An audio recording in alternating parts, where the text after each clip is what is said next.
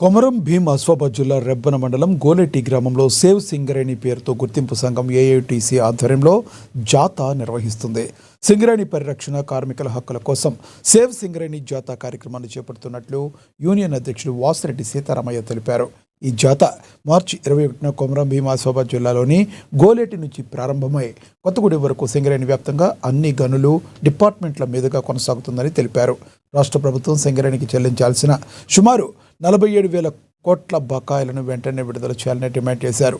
కొత్త బొగ్గు గనుల తవ్వకాలను ప్రైవేట్ సంస్థలకు అప్పగించకుండా సింగరేణే చేపట్టాలని డిమాండ్ చేశారు.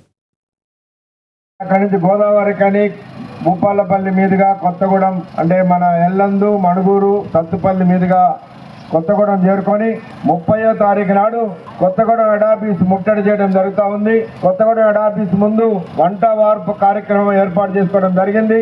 సింగరేణి కార్మికుల హక్కులు, ప్రధానంగా మెడికల్ బోర్డు పాత పద్ధతిలో కొనసాగాలని, మారు పేర్ల మీద పనిచేస్తున్న కార్మికుల పిల్లలకు ఉద్యోగాలు కలిగించాలని, డిస్మిస్ అయిన కార్మికులకు ఒక అవకాశం ఇవ్వాలని, ఇట్లాంటి డిమాండ్లతోటి సింగరేణి వ్యాప్తంగా ఈ రోజు ఈ జాతా కార్యక్రమం చేసి కార్మిక వర్గాన్ని చైతన్యపరుస్తూ పోరాటాలకు సిద్ధం చేయడం కొరకే ఈ జాతా కార్యక్రమం ఏర్పాటు చేశాం. అన్ని మైన్స్ డిపార్ట్మెంట్ల గుండా అదే అన్ని బస్తీలలో కూడా తిరిగి ఈ యొక్క జాతా కార్యక్రమం నిర్వహించడం జరుగుతుంది.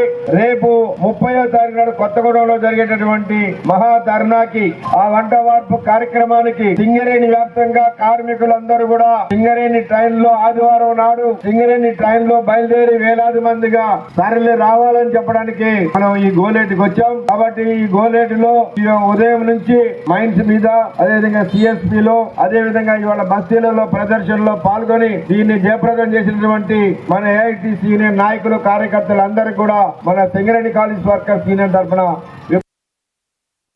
ఆదిలాబాద్ రూరల్ మండలం